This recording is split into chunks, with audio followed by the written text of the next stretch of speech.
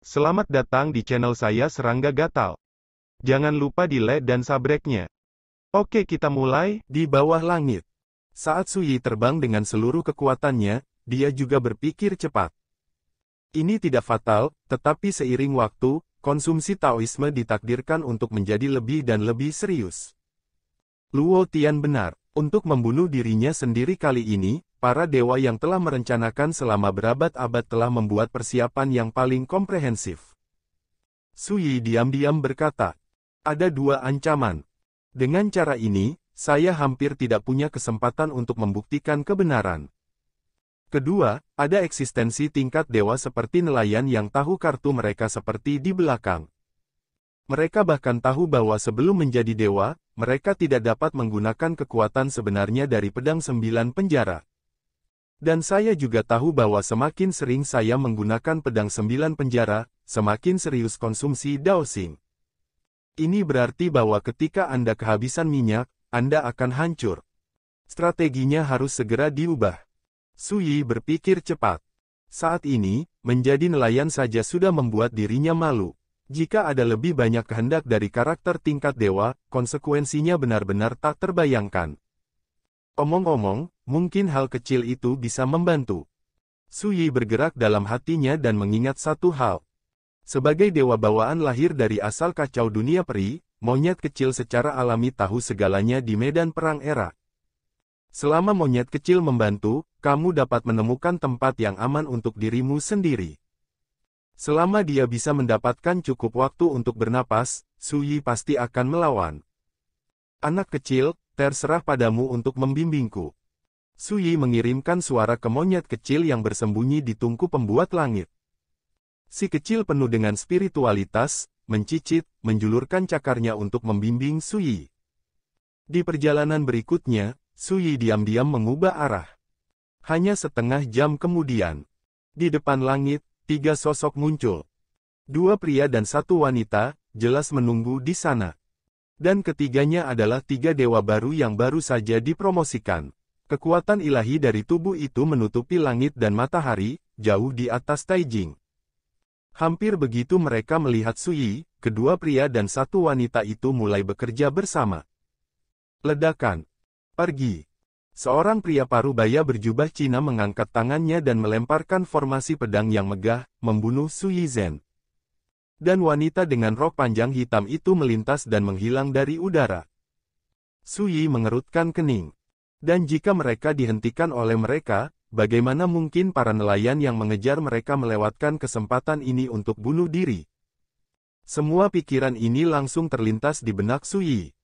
Sosoknya tidak berhenti sama sekali, dan bergegas maju. Mati. Suara sedingin es meledak. Wanita dengan rok tinta muncul dengan aneh di atas kepala Suyi, memegang pedang bulan memudar di masing-masing tangan dan menebas.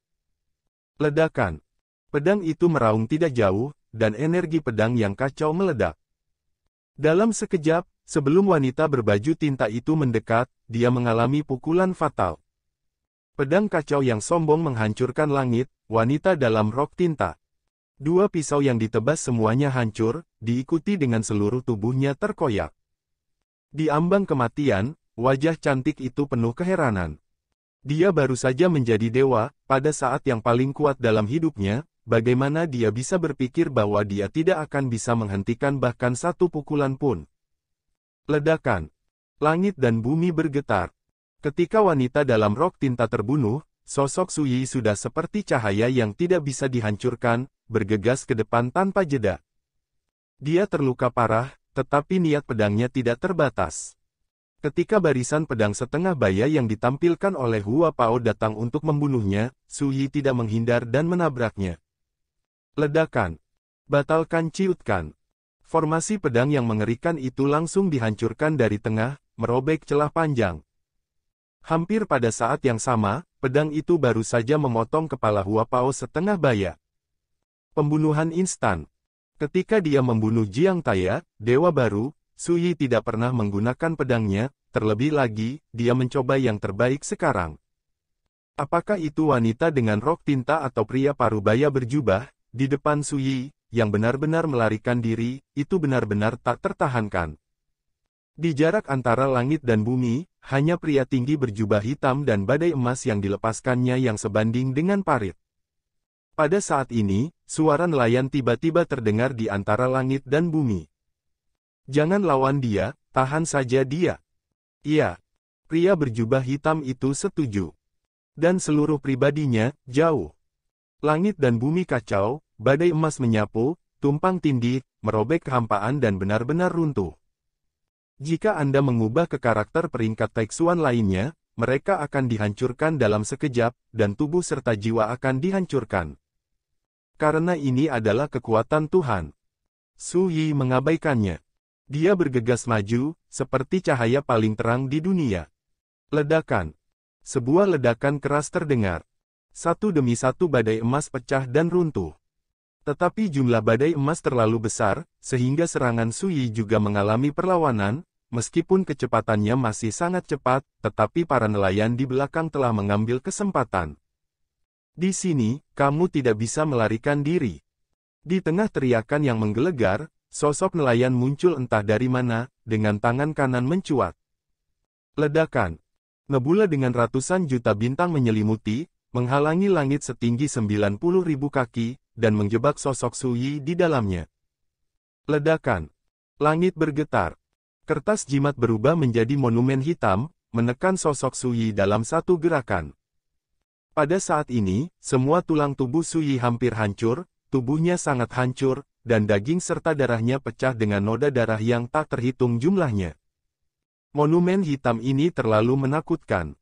Dengan satu pukulan, Su Yi terluka parah dan ditekan dengan kuat di sana.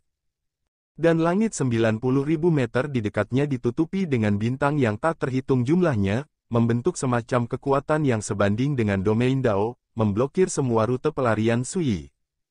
Kerja bagus, aku akan mengirim seseorang untuk membawamu ke Guts Domain nanti. Nelayan itu melirik pria jangkung berjubah hitam di kejauhan, lalu mengangkat matanya untuk melihat Su Yi, alisnya tidak bisa menyembunyikan kegembiraannya, dan wajahnya penuh senyum. Ini adalah teknik nebula celestial dan jimat rahasia tablet terlarang Dewa Sembilan Roh, meskipun keduanya. Ini adalah teknik rahasia terlarang dan harta karun di tingkat alam penciptaan. Jika tersedia, itu cukup untuk menekan Dewa Median di tingkat alam penciptaan. Pada saat ini, dia tidak panik dan berdiri di sana, menatap Su Yi dari atas ke bawah. Su Yi sangat sedih. Jubah hijau itu basah oleh darah, dan ada banyak bekas luka di seluruh tubuhnya. Seluruh tubuh Qi ditekan oleh prasasti hitam, dan akan kehilangan pegangannya. Tapi matanya masih tenang dan dalam, dan ekspresinya sangat tenang. Lari, tapi aku punya firasat bahwa jika kamu melakukan ini, kamu pasti akan membayar harga yang sangat mahal. Dapat dilihat bahwa Anda tidak jauh lebih baik. Saya khawatir tekad Anda telah banyak dikonsumsi. Jika tidak, mengapa Anda tidak berani langsung membunuh? Su Yi terdengar serak. Sejak dia memasuki negeri dongeng, ini adalah pertama kalinya dia sangat malu, dan telah diburu sampai ke titik di mana gunung dan sungai hampir habis. Dia tidak hanya terluka parah, tapi dia juga menghabiskan sebagian besar latihannya. Pada saat ini, dia ditekan dan tidak dapat melarikan diri. Tapi Su Yi tidak patah semangat. Jian Xiu selalu memandang rendah hidup dan mati, dan tidak pernah menundukkan kepalanya dengan putus asa. Saya tidak mengakuinya, sebelum saya berurusan dengan Anda, saya salah menilai kekuatan dan kesulitan Anda. Ini bukan bohong. Dalam perkiraan awalnya, Su Yi, yang berada di level Taihe, paling banter bisa bertarung melawan dewa-dewa yang lebih rendah, bahkan jika dia melawan langit, ketika dia menjadi sasarannya, dia akan hancur. Tapi siapa yang mengira bahwa tirani Su Yi benar-benar melebihi harapannya? Tapi untungnya, semuanya akan beres. Saat ini, Su Yi sudah menjadi binatang yang terperangkap di dalam sangkar. Dia mungkin memiliki kekuatan untuk melawan saat dia sekarat, tapi dia tidak punya cara untuk melakukannya. Pulih. Selama percakapan, prasasti hitam tenggelam inci demi inci, dan kekuatan represif yang dilepaskan tampaknya menghapus seluruh pribadi Su Yi. Terdengar suara decitan tulang yang kewalahan. Sudut bibirnya tak bisa berhenti mengeluarkan darah. Nelayan itu tersenyum dan menyaksikan semua ini, karena semakin lama, semakin baik baginya. Sayangnya, Anda ditakdirkan. Su Yi berbisik. Di kedalaman matanya yang dalam, sedikit tekad muncul. Nelayan itu membeku di dalam hatinya, dan berkata sambil tersenyum, apakah kamu akan melawan sebelum kamu mati? Ayo, biarkan aku melihat. Terserah Anda. Su Yi baru saja terdengar. Ledakan. Prasti hitam itu bergetar hebat dan goyah. Wajah nelayan itu sedikit berubah, dan sebilah pisau hitam pendek muncul di balik jubah lengannya. Pada saat yang sama, dia tiba-tiba meraih. Ledakan. Pria tinggi berjubah hitam yang berdiri di kejauhan menyaksikan pertempuran langsung ditangkap. Wajahnya tiba-tiba berubah, ya Tuhan, ya. Pergi, lakukan yang terbaik untuk menghentikannya mencoba mati-matian. Jika dia bertahan, aku akan menerimamu sebagai murid tertutup. Jika kamu mati, jangan salahkan aku karena kejam. Nelayan itu berkata, dan tiba-tiba melemparkan pria jangkung berjubah hitam ke arah Su Yi. Pria tinggi berjubah hitam itu ketakutan, dia tidak berani ragu, dia menggunakan kekuatan tabu seperti orang gila untuk membunuh Su Yi. Dia tidak punya waktu untuk membenci kekejaman dan kekejaman pemancing. Dia hanya tahu bahwa jika dia tidak bekerja keras, dia akan mati.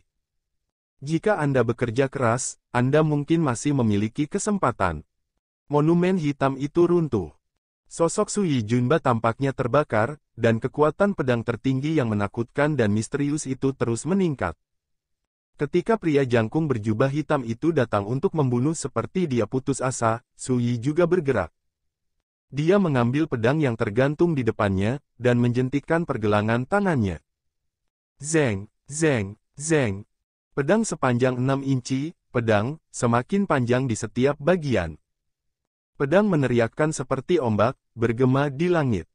Energi pedang yang kacau, seperti air terjun, muncul dan menyebar dari tubuh pedang sepanjang 4 kaki. Saat Su Yi menyapu pedangnya. Ledakan. Sepotong energi pedang menyembur keluar, dan pria jangkung berjubah hitam, yang terbunuh mati-matian, berubah menjadi abu dan menghilang seperti selembar kertas. Dengan satu pedang, membunuh dewa-dewa baru seperti menebas semut. Di kejauhan, nelayan itu mendengus dingin, mengangkat tangannya, dan menekannya ke udara. Ledakan. Dan di atas kepala Su Yi, prasasti hitam itu juga mengaum, meledak dengan cahaya yang menakutkan, dan kekuatannya tiba-tiba melonjak banyak. Su Yi menggosok pedang berkaki 4 itu dengan ujung jarinya, melambaikan lengan bajunya, dan menyerbu ke depan dengan pedang itu. Itu hanya gerakan maju, tetapi energi pedang yang tak tertandingi meledak. Pada saat ini, sosok Su Yi seperti langit berbintang, dan cahaya yang dilepaskan adalah energi pedang yang penuh dengan kekacauan. Monumen hitam itu runtuh dan runtuh.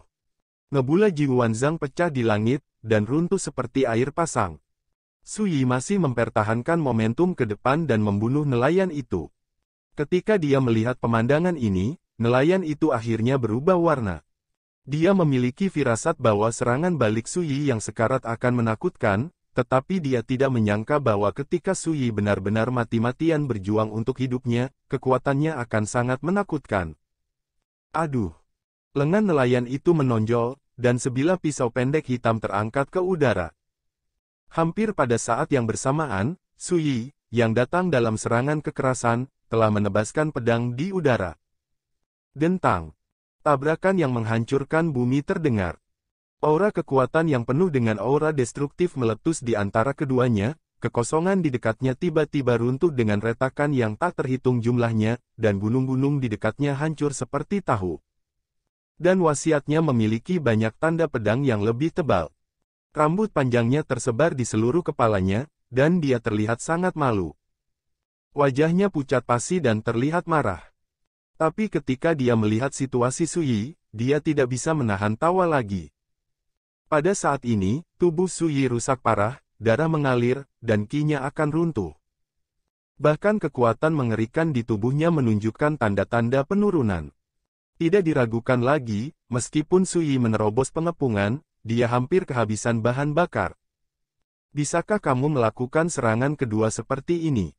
Senyum muncul di wajah nelayan itu. Dia mengangkat tangannya sedikit saat berbicara.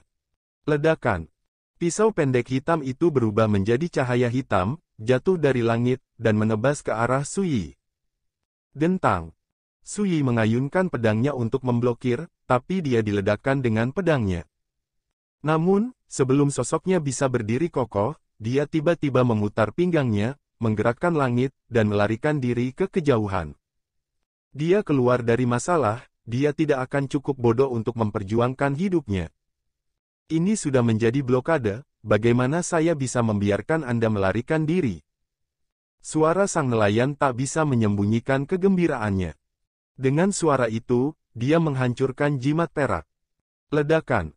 Su Yi, seperti ikan yang jatuh ke jaring ikan, akan benar-benar terperangkap. Jimat perak ini, bernama Sebab dan Akibat Tiandou, adalah pembunuh besar yang disiapkan khusus oleh pemancing untuk menangkap Su Yi hidup-hidup. Meskipun tunduk pada urutan keabadian, tidak mungkin untuk mengerahkan semua kekuatan jimat ini, tetapi itu cukup untuk dengan mudah menangkap Dewa Tengah penciptaan alam ekstrim. Ambil! Si nelayan berteriak. Kantong yang bebas bocor tiba-tiba mengencang ke dalam, seolah-olah telah terlepas oleh tangan besar yang tak terlihat. Pada saat ini, harta seperti batu bata muncul di telapak tangan Su Yi dan menghancurkannya dengan keras. Ledakan.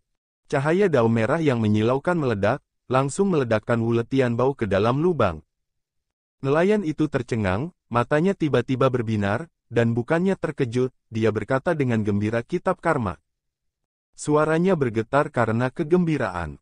Pada saat ini, Su Yi hendak berbalik dan pergi ketika tiba-tiba, suara keras Buddha terdengar. Gambar ruang bawah tanah.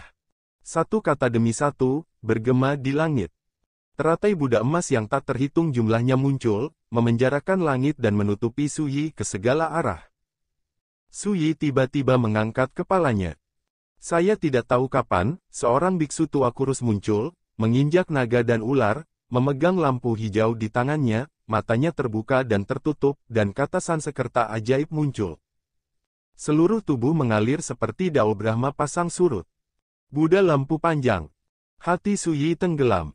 Seorang nelayan sudah sangat merepotkan, dan sekarang dia telah membunuh raksasa tingkat dewa dari Gunung Surgawi Barat, membuat situasinya menjadi lebih menyeramkan. Jika itu orang lain, saya pasti sudah pingsan. Tapi Su Yi tidak. Teratai Buddha emas bergetar dan hancur. Buddha mendarat di telapak tanganmu. Di kejauhan, nama Buddha dilafalkan, dan dia mengangkat tangannya dan menekannya. Ledakan. Sebuah tangan besar keluar dari langit, dan telapak tangan mencerminkan dunia kebahagiaan yang luas dan megah, dengan naga surgawi melayang di dalamnya, Bodhisattva melantunkan sutra, dan arahat memegang sila. Suara Brahma menggelegar di seluruh dunia, memancarkan cahaya Brahma yang terang, menerangi dunia ini. Pada saat itu, ancaman mematikan itu membuat Su Yi hampir mati lemas. Hampir pada saat yang bersamaan, nelayan itu marah dan berteriak mau petik buah persik. Delusi. Dia melangkah maju, tangannya seperti drum, dan menghantam udara. Ledakan. Sebuah sungai besar mengalir dari langit, langsung menghalangi tanah Buddha di telapak tangan, yang menyelimuti Su Yi. Su Yi, yang berada di tengah medan perang, langsung dihempaskan oleh aliran deras yang menghancurkan, dan luka-lukanya menjadi semakin serius. Lingji, jika kamu tidak bisa membawanya, biarkan biksu malang itu datang. Buddha dengan lampu menyala dengan sungguh-sungguh, dan ketika dia berbicara, dia mengulurkan tangannya dan meremas segel, dan lidahnya meledak dengan guntur musim semi, Miao Hua Liansheng. Antara langit dan bumi, teratai emas tiba-tiba muncul, dengan cabang-cabang yang terhubung ke langit, akar mencapai tanah, dan teratai yang mekar mencurahkan miliaran hujan ringan. Bagaimana aku bisa tidak tahu pikiranmu? Itu hanya untuk mengambil buku karma dan rahasia reinkarnasi. Nelayan itu jelas cemas, dan melompat untuk membunuhnya. Di antara telapak tangannya, badai hitam mengamuk meraung dan menghantam lotus emas jalan. Kedua badan hukum tingkat dewa ini benar-benar bertarung secara langsung. Melihat ini, Su Yi berbalik dan lari. Bagaimana kalau mengejar bidat ini dulu, lalu membagi peluang? Buddha cahaya membuka mulutnya. Bagus. Meskipun si nelayan marah dan tidak mau, dia hanya bisa setuju. Mereka semua adalah dewa yang telah hidup selama bertahun-tahun yang tidak diketahui. Secara alami, jelas bahwa prioritas utama adalah menangkap Su Yi terlebih dahulu. Segera, keduanya berhenti berkelahi dan langsung mengejar Su Yi. Yang satu lebih cepat dari yang lain, dan mereka semua ingin menangkap Su Yi sesegera mungkin. Ini membuat Su Yi merasa sedih. Sejak memasuki dunia peri, dia tidak pernah malu seperti ini. Dia belum pernah dipaksa ke tingkat yang begitu menyedihkan.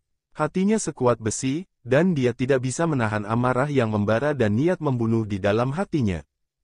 Akun ini harus dihitung ke depannya. Buku ke-6, saya hanya bisa meminta maaf kepada Anda sekarang. Mata Su Yi berbinar dan dia membuat keputusan.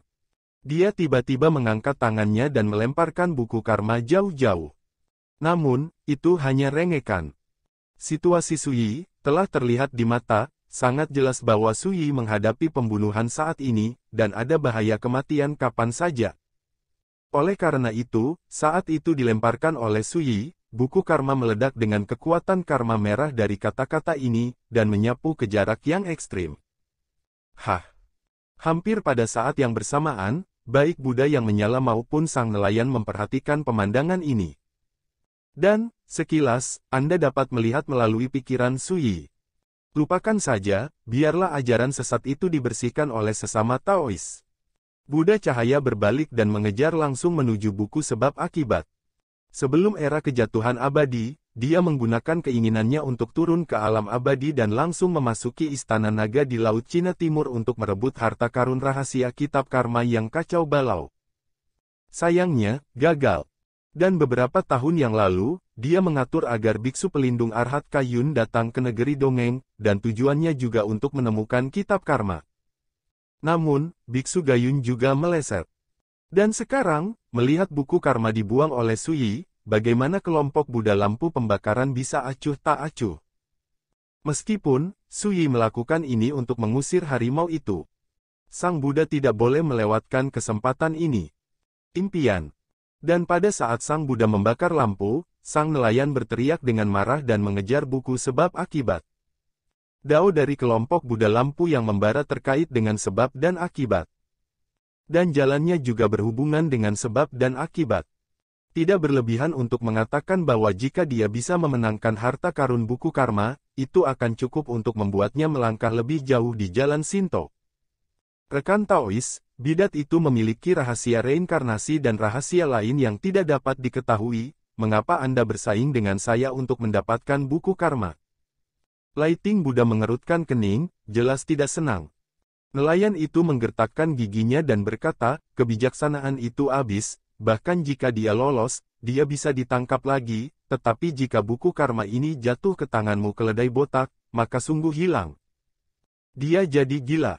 Untuk mengejar dan membunuh Su Yi sepanjang jalan, dia juga membayar mahal, hampir kehabisan uang. Dia akan menutup jaring ketika melihatnya, tetapi dia diintervensi oleh lampu pembakaran Buddha Group, yang membuatnya begitu tidak marah.